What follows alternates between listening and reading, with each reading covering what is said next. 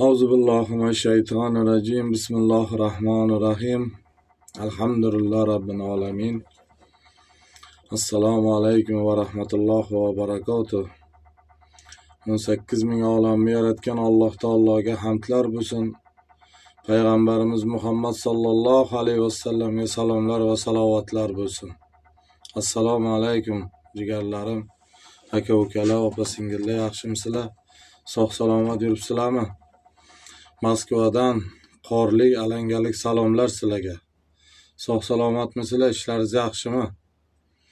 Biza ham manaki Moskvada Alloh taolo bergan rizqni terib, mana shu musofirchilikda bola chaqamizni rizqini terib yuribdik ishlab. Hamma joy oppoq qor, ana daryolar yaxlay o'tibdi. Xudoga ming qatla shukr, alhamdulillah. Alloh taoloni har bir bergan kuniga, har bir rizqiga, umriga ming shukr qilamiz. Allohim xorlik, zorlikni ko'rsatmasin. O'zidan o'zgaga muhtoj qilmasin. Do'stga zor, dushmanga xor, nomardga muhtoj qilmasin.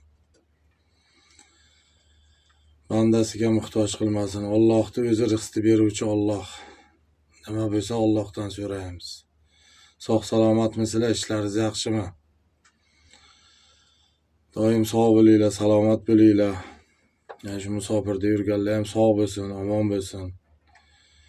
Ilohim to'lib toshib yorug' yuzlar bilan farzandlari, ota-onasini baxtiga, oilasini baxtiga yetib borsin ilohim. Topganni faqat yaxshi kunlarga ishlatsin. Musofirda noni qattiq.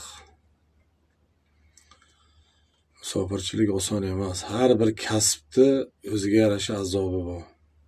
U svarchikmi, u voditilmi, u traytorchimi, qolipchimi, stroykada ishlaydimi, dvornikmi, hamma ishda o'ziga yarasha qiyinchiligi bor.